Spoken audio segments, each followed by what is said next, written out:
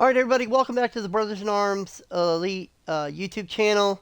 This is your boy, Coach Dub, bringing to you some wisdom on this fine evening.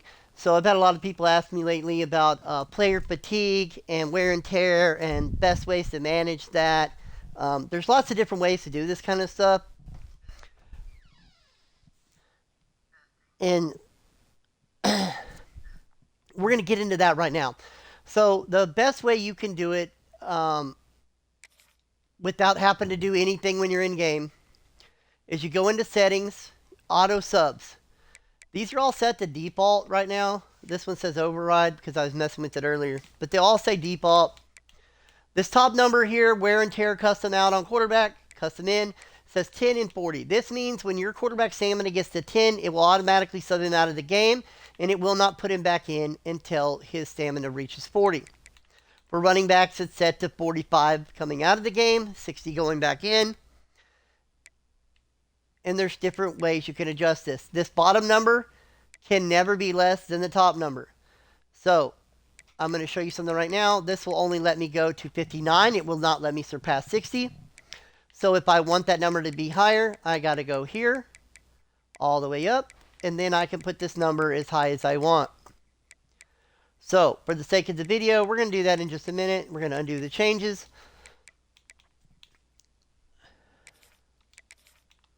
I don't know why that keeps going to override. It should be default.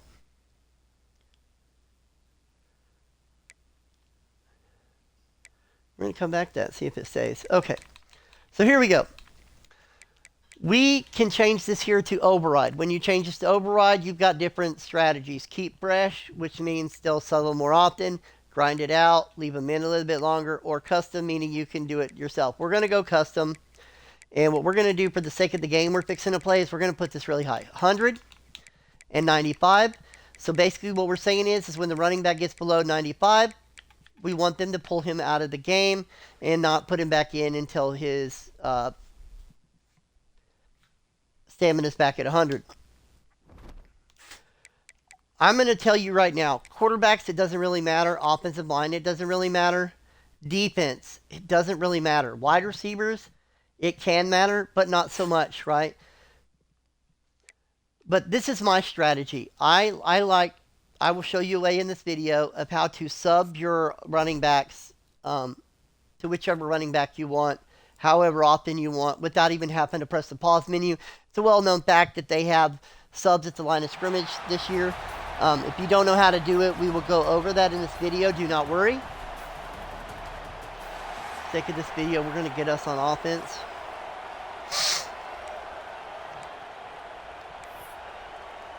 And we'll go ahead and we're going to see the kickoff. So now remember, I put 95 stamina going out, 100 stamina coming back in, and we're going to see how that works right now.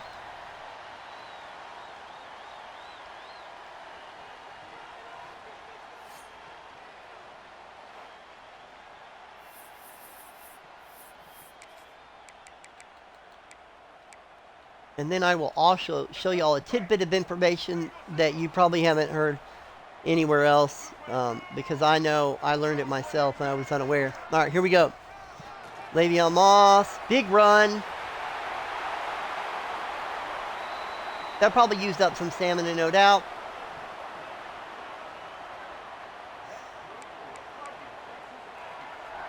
Call our next play.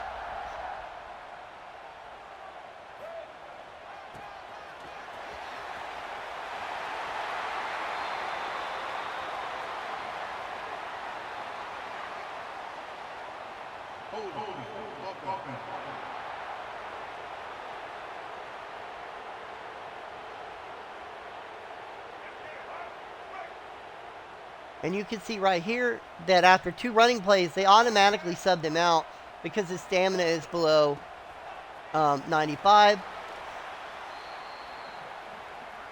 So we're going to run the ball again here. And now you see Ruben Owens ran. His stamina is not as good as Le'Veon Moss, so his is below 95. They pulled him out and put in the 3rd string running back. Now Amari Daniels is going to run, get a big gain. And you see he's below 95 stamina, so now they put in E.J. Smith, the 4th-string running back. So you could tell that every play they're swapping to a different guy, and they're doing that because Le'Veon Moss still has not reached 100 stamina. Ruben Owens has not reached 100 stamina. Right, so it just keeps on moving to the next guy. And right now, E.J. Smith's still in there.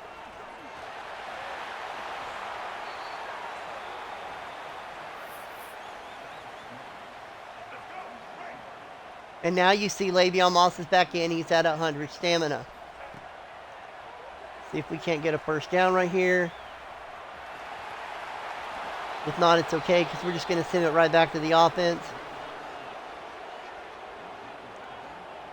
So you see how it rotates through them because of where I've got the slider set for subbing in and subbing out. Very easy to do. Right, and you say, oh man, what if I got a running back that's hot and I don't really want him to keep out of the game? Well, I'm about to show you a secret that not a lot of people know that I didn't know until I started trying to make this video earlier today. So, here we go. What I like to personally do is I keep my sliders. I could adjust them some. You can play with them and do what you want. But what I like to do is press up on the D-pad, and you could go and sub at any time. So I want to go ahead and put Ruben Owens in. I'm going to run this play. Right, and so now I'm going to run a play that has a slot wide receiver because the next play I want to run, I need the fastest wide receiver I got in the slot up on the D-pad. Come down here to slot wide receiver. Go over to Miles. Let's say Miles is my fastest wide receiver. Put him in there. Next play, he's going to be in at the slot.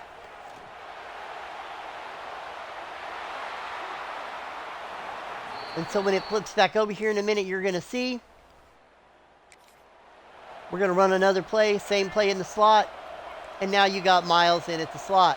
Now we want to go press up on the D-pad, come down here to slot. And we're going to put Concepcion back in. Ruben Owens is here in the game. Right, and remember, we put Owens in. There sure are a lot of holding calls right now in this game. So we put Owens in the game. He's been in for one play.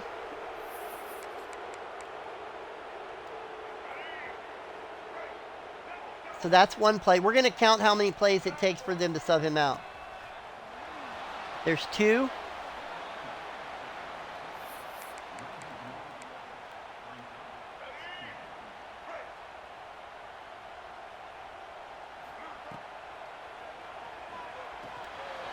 There's 3. Another holding call. Wow.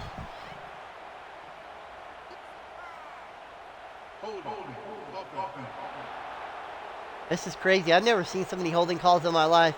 And it's doing it while I'm trying to make a video. Insane. Okay, so he's still in the game. And you're saying, okay, that's been like 4 or 5 plays. It's not taking him out. Well, that's because when you start messing with automatic subs yourself at the line of scrimmage using the D-pad, it will no longer go by the sliders you have set for stamina in and out. Right? So now it's not rotating the players based on their stamina because I have changed him by using the D-pad, by pressing D-pad up and going down. Now, you look at the bottom, it says X reset starters. I can reset starters. And it's going to go back.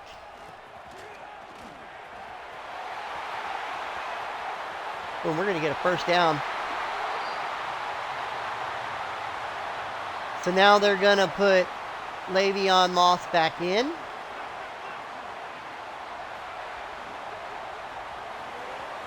And here's a big run by Moss. Let's see what they do on the next play here. And you can see they've already subbed him out because he's below the 95 stamina. So you can move guys around all you want using the up D-pad. And you can go down through anything and sub any player you want at any time. Naboo right? He's not really hurt. We can leave him in, but let's say we got to give him a break, maybe bring him back in the next quarter. We can do that, and we can do it from this screen without ever having to pause the game, which is great for lots of reasons. Now, personally, I don't mess with the sub in and sub out sliders. You can do that if you feel comfortable doing that. It's a good way to manage your players and their wear and tear. Also, if I get a player that's got one thing down where he's still green, I will sub him out of the game for a little bit and maybe rotate some other players. I like to run the ball. I'm going to never let a player touch the ball 3 times in a row. I will let that happen, but what I mean is if I run the ball 2 times to my running back, when I call the next play, I'm going to sub him out using the D-pad so that if I have to check it down to him and he touched the ball 3 times in a row, he's not going to be involved in the very next play, or it's going to give him a break. So I have my own system that I do, rotating players in and out. Find what works for you, and that's the way to do it. Wear and tear. If you get players in the yellow, do not leave them in the game, because if you continue to try to play them, they will get injured. And if they get injured, they could be out for the season or for a long time. I'm going to go in here real quick and see if it'll let me show you this. So you can also see here at the bottom of the screen in the bottom right corner, it says risk of injury low. His season bar is completely green. When you're playing in a dynasty, the bottom is the career bar. If it is completely green, it's great. If you get a player that gets down by the first tick mark closest to the C and it's in the yellow or in the red, that means that they could have a career-ending injury. You have to pay attention to these things. You have to be smart. I've given you different ways you can combat it, different things you can do. Go out there, see what works best for you. We'll figure it out together. If you can't, give me a holler, leave a comment, hit the like button, hit that subscribe button, because until next time, this is Coach Dub, signing off.